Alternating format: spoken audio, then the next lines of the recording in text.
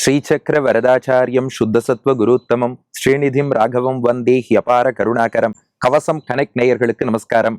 பெரியாழ்வார் திருமொழியின் 4 4 திருமொழியின் 7வது பாசுரத்தை அனுபவிக்க நாம் இப்போது மானசீகமாக திருக்கோட்டியூர் திவ்ய தேசத்தை அடைந்து விட்டோம்.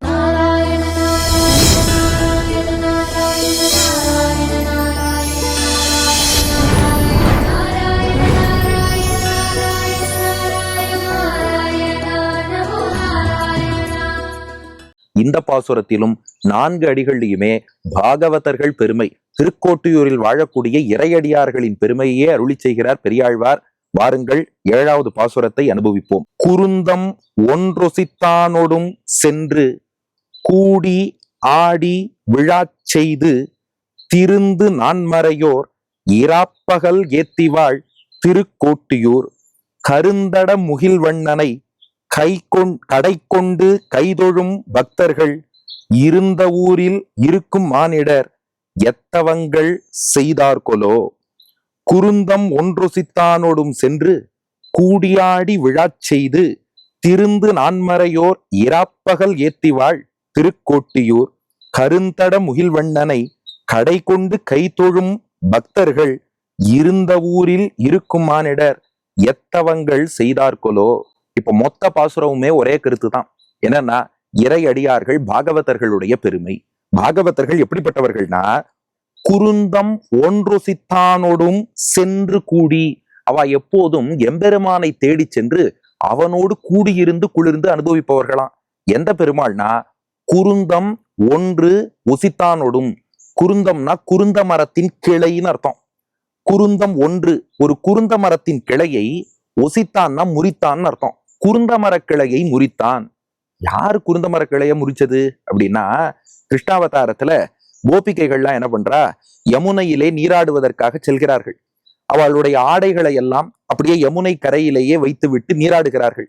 நம்ம கண்ணன் என்ன பண்றான், அவர்களோடு லீலை புரிய வேண்டும் என்பதற்காக அவ ஆடைகளை எல்லாம் எடுத்துட்டு குருந்த மரத்துல ஏறி போய் அமர்ந்தான். இவன் நீராடிட்டு எங்கே ஆடை அப்படின்னு வந்து பார்த்தா, எல்லா ஆடைகளையும் உன்னை தலையில சுத்திண்டு, உன்னை கையில அப்படி சுத்திண்டு, உன்னை இடுப்புல சுத்திண்டு, உன்னை கழுத்துல மாட்டிண்டு, திருவடியில 4 சுத்திண்டு, மிச்சம் உள்ளதெல்லாம் மரக்கிளையில சுத்தி விட்டுட்டு, ஹலோ எல்லாரும் இங்க பாருங்க, உங்க வஸ்திரம் எல்லாம் இங்க இருக்குன்னு நான் கண்ணபிரான். சில பேர் கேட்பா, ஏன்னா பகவானே இந்த மாதிரி பண்ணலாமான்னு.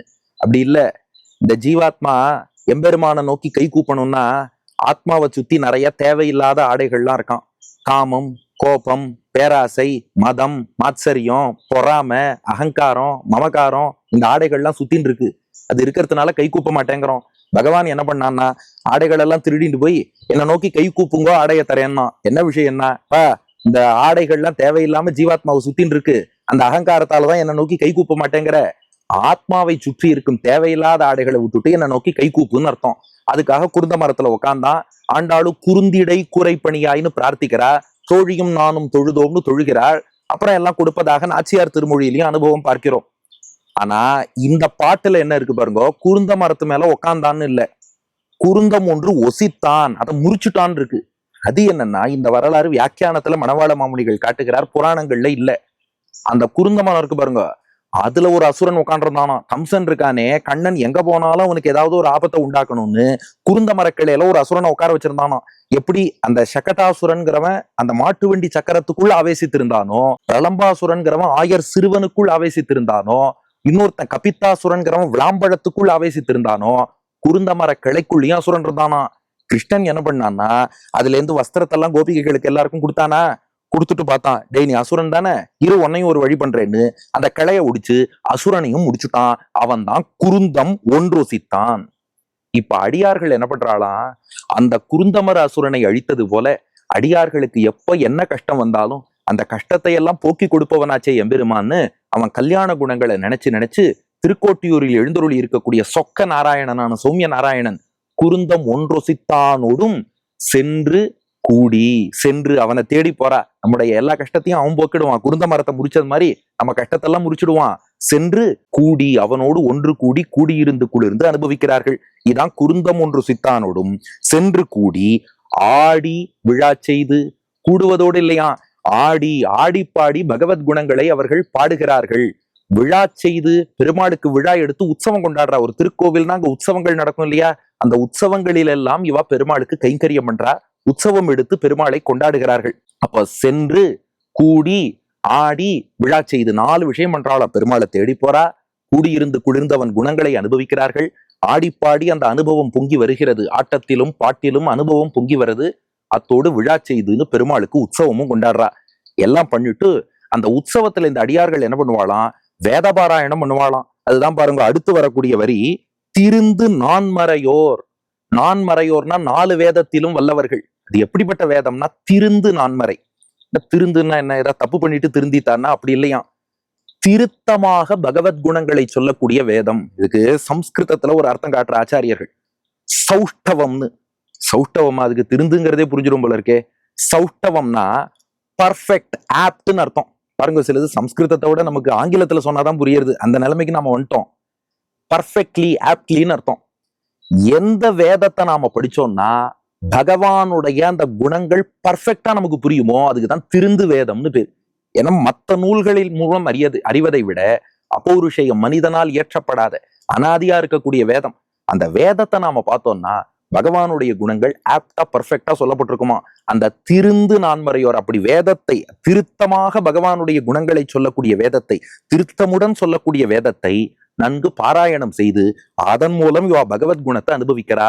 அந்த திருந்து நான்மறையோர் இராப்பகல் ஏத்திவாழ் திருக்கோட்டியூர். இராப்பகல்னா இரவிலும் பகலிலும், அதாவது காலையும் மாலையும் எல்லா நேரத்திலும், ஏத்தினா துதிபாடின்னு அர்த்தம். அந்த வேதங்களை எல்லாம் சொல்லி பகவானை குறித்து ஸ்தோத்திரங்கள் பாடி வாழ் திருக்கோட்டியூர், அவ வாழக்கூடிய திருக்கோட்டியூர். அர்த்தம் சொன்னாச்சான்னு என்ன பாருங்க, பெருமாள் குருந்த மரக்கலைய ஓடித்தார், ஏன்னா அதுல ஒரு அசுரன் இருந்தான், அவனை தேடி போய் குடியிருந்து மகிழ்ந்து ஆடிப்பாடி கொண்டாடி உற்சவம் எடுத்து வேதபாராயணம் பண்ணி அவனை தொழக்கூடிய அடியார்கள். இந்த வாழ் திருக்கோட்டியூர்னு இருக்கு பாருங்க, அந்த வாழ்ங்கிறதுக்கு மட்டும் மணவாள மாமுனிகள் வேற அர்த்தம் காட்டிட்டார். இதுவரை வாழ் திருக்கோட்டியர்னா அவ வாழக்கூடிய வசிக்கக்கூடிய திருக்கோட்டியூர்னு சொல்லின்னு வந்தோம். இங்க வாழ்க்கு வேற அர்த்தமா என்ன தெரியுமா, புரியறதுக்காக ஒரு உதாரணம் சொல்றேன். ஒருத்தர் பெருசா மாடி மேல மாடி கட்டி நிறைய கார் பங்களா எல்லாம் வச்சுட்டு இப்படி வாழ்ந்தாருன்னா, அவனுக்கு வாழ்வை பாருடாம்போம். வாழ்வுனா அனுபவிப்பதுன்னு அர்த்தம்.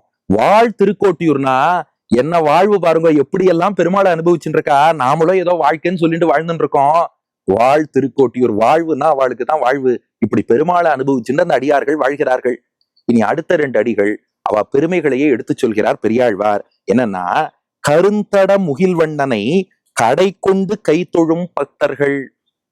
இவா பெருமாளை வணங்குறா. பெருமாள் எப்படி இருக்கார், கரும் தட முகில் வண்ணன். முகில்னா மேகம், தட முகில்னா பெரிய மேகம், கரும்னா கருப்பு நிற. கரும் தட முகில்னா கருப்பான ஒரு பெரிய கருத்த பெருத்த மேகம் இருந்தா எப்படி இருக்கும், கருந்தட முகில் வண்ணனை, கருத்த பெருத்த மேகம் போல வண்ணம் கொண்டவன் நம்ம எம்பெருமான். அவனை கடை கொண்டு கை தொழும் பக்தர்கள். பக்தர்கள்னா பக்தர்கள், உங்களுக்கே புரிஞ்சிருக்கும். கை தொழும்னா கை கூப்பி வணங்குறா. கடை கொண்டுன்னா என்ன பாருங்க, கருந்தட முகில்வண்ணனை புரிஞ்சுடுத்து, கை தொழும் பக்தர்கள் புரிஞ்சுடுத்து.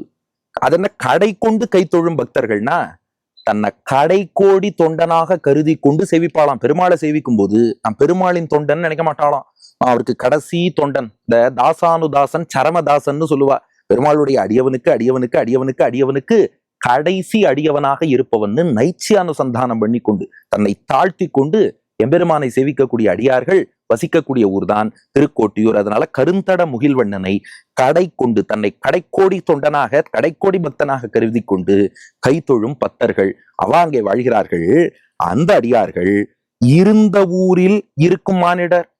அவ வாழக்கூடிய ஊர்ல இருக்கும் மானிடர். ஒருத்த மனுஷனா பிறக்கிற பாக்கியம் பண்ணியிருக்கான்னா அவன் எவ்வளவு தபஸ் பண்ணியிருக்கணும். ஒரு கேள்வி வந்தது, பெருமாள் இருக்கிற ஊர்ல வசிக்கிறதுக்கு பாக்கியம் பண்ணியிருக்கணும் தானே சொல்லணும். நீங்க அடியார்கள் இருக்கும் ஊரில் வசிக்க பாக்கியம் பண்ணணுமான்னா அதுக்கு ரொம்ப அழகா மணவாள மாமுனிகள் சமாதானம் சொன்னார். வைகுண்டத்தையே நாங்க யாரும் பெருமாள் ஊருன்னு சொல்றது இல்ல, அங்க என்ன தெரியுமா சொல்றோம், வானவர் நாடுங்கிறோம். வைகுண்டத்தை நித்திய சூரிகள் வாழக்கூடிய ஊர்னு சொல்றோம். என்ன காரணம்னா, வைகுண்டத்துல இருக்க பெருமாளை விட அங்க உள்ள அடியார்கள் தான் எங்களுக்கு உத்தேசியம். அவளோடு கூடியிருந்து பெருமாளை சேவிக்கணும். இந்த இடத்துல ஒரு ஐதிஹியம் காட்டுறார். வடுக நம்பி ராமானுஜருடைய சிஷ்யர், அவர் வைகுண்டத்தை அடைந்து விடுகிறார். அருளாள பெருமாள் எம்பெருமானாருங்கிற ஆச்சாரியன்ட்ட ஒருத்தர் ஓடி வந்து, சுவாமி வடுக நம்பி பரமபதம் அடைந்தார்னாராம். அதுக்கு அருளாள பெருமாள் எம்பெருமானார் சாய்ச்சாராம், இப்படி சொல்லாதப்பா, வடுக நம்பி எம்பெருமானார் ஸ்ரீபாதத்தை அடைந்தார்னு சொல்லு. ராமானுஜருடைய திருவடியை அடைந்தார்னு சொல்லுன்னார். ஏன்னா வடுக நம்பிக்கு வைகுண்டம் போயும் பெருமாளுக்கு கைங்கரியம் பண்றது லட்சியம் இல்ல, ராமானுஜருக்கு கைங்கரியம் பண்றதுதான் லட்சியம். இந்த பாட்டில் இந்த தொடர் இருப்பதுதான் பாருங்க. இன்று வரை ஸ்ரீ வைஷ்ணவ சம்பிரதாயத்துல ஒருத்தர் மோட்சம் போனா பெருமாள் திருவடியை அடைந்தார்னு சொல்ல மாட்டா, ஆச்சாரியன் திருவடியை அடைந்தார் என்றுதான் சொல்வார்கள். அங்க வைகுண்டம் போற இடத்துலயே எங்களுக்கு ஆச்சாரியர்களும் அடியார்களும் அவாதான் உத்தேசியம். அப்படி இருக்க பூமியில வாழும் போதும் பெருமாள் இருக்கிற ஊர்னு நாங்க சொல்ல மாட்டோம். அதனால இப்படிப்பட்ட அடியார்கள் இருந்த ஊரில் இருக்கும் மானிடர். இவா இருந்தனா ஒரு காலத்துல இருந்தன்னு இல்ல, இப்பவும் வசிக்கிறார்கள். அவ இருக்கக்கூடிய ஊரில் வாழக்கூடிய மானிடர்கள் இருக்காளே. இந்த பாட்டுல பாருங்க, பெரியாழ்வார் ஒரு பொடி வச்சுட்டார். எத்தவங்கள் செய்தார் கொலோன்னர். எத்தவம் செய்தார், பொதுவா எல்லாரும் தான் பாடுவா என்ன தவம் செய்தனை யசோதா. ஆனா பெரியாழ்வார் ப்ளூரல்ல பன்மையில எத்தவங்கள் செய்தார் கொலோன்னர். ஏன்னா பெருமாளுடைய ஊருக்கு போகணும்னா கூட ஒரு தவம் பண்ணா போதுமா, பாகவதாள் இருக்கிற ஊர்ல வசிக்கணும்னா தவங்கள் பண்ண வேண்டும். பல பல பல பல தபஸ் பண்ணாதான் அடியார்களோடு கூடி இருக்கிற சத்சங்கம்ங்கிற பாக்கியம் கிடைக்கும். அதனால எத்தவம் செய்தார்களோ இல்ல எத்தவங்கள் செய்தார்களோ, எத்தனையோ ஜென்மங்கள்ல எத்தனையோ தபஸ் பண்ணியிருக்கா. அதனாலதான் அந்த அடியார்களோடு கூடியிருக்கும் பாக்கியம் கிடைச்சிருக்கு. அதனால கருத்த பெருத்த மேகம் போல் இருக்கக்கூடிய எம்பெருமான் அவனுக்கு கடைக்கோடி தொண்டன்னு தம்மை கருதி கொண்டு செவிக்கிறாளே அடியார்கள், அவ வாழக்கூடிய ஊரில் வாழக்கூடிய பக்தர்கள், அந்த மானிடர்கள். இவாளுக்கு பக்தி இருக்கு இல்லைங்கிறது அப்புறம், மானிடன் அந்த ஊர்ல வாழறான் இல்லையா, அவர்கள் எத்தனையோ தவங்கள் புரிந்திருக்கிறார்கள்ங்கிறது பாட்டின் கருத்து. குருந்தம் ஒன்றொசித்தானோடும் சென்று கூடி ஆடி விழா செய்து திருந்து நான்மறையோர் இராப்பகல் ஏத்திவாள் திருக்கோட்டியூர் கருந்தட முகில்வண்ணனை கடை கொண்டு கைதொழும் பக்தர்கள் இருந்த ஊரில் இருக்கும் மானிடர் எத்தவங்கள் செய்தார்கொலோ. குருந்தம் ஒன்றொசித்தானோடும் சென்று கூடியாடி விழா செய்து திருந்து நான்மறையோர் இராப்பகல் ஏத்திவாள் திருக்கோட்டியூர் கருந்தட முகில்வண்ணனை கடை கொண்டு கைதொழும் பக்தர்கள் இருந்த ஊரில் இருக்கும் மானிடர் எத்தவங்கள் செய்தார்கொலோ. அடியன் வழங்கும் ஆங்கில வடிவம். The people living in Tirukotiyur go to the Lord that broke the branch of a tree in the banks of Yamuna, and they mingle with the Lord, experience his attributes, and conduct various festivals to the Lord. They chant the 4 Vedas which perfectly explain the attributes of Bhagavan day and night, and enjoy their place Tirukotiyur and the Lord of that place. Those people who are blessed to be in the place where devotees of the dark-hued Lord, similar to huge rain-bearing clouds, dwells, the people dwelling in those places with those devotees have done penances in many births என்பது இதற்கான ஆங்கில வடிவம். இனி இதற்கு அடுத்த பாசுரத்திலும் அடியார்களின் பெருமை தொடரும். பெரியாழ்வார் திருவடிகளே சரணம்.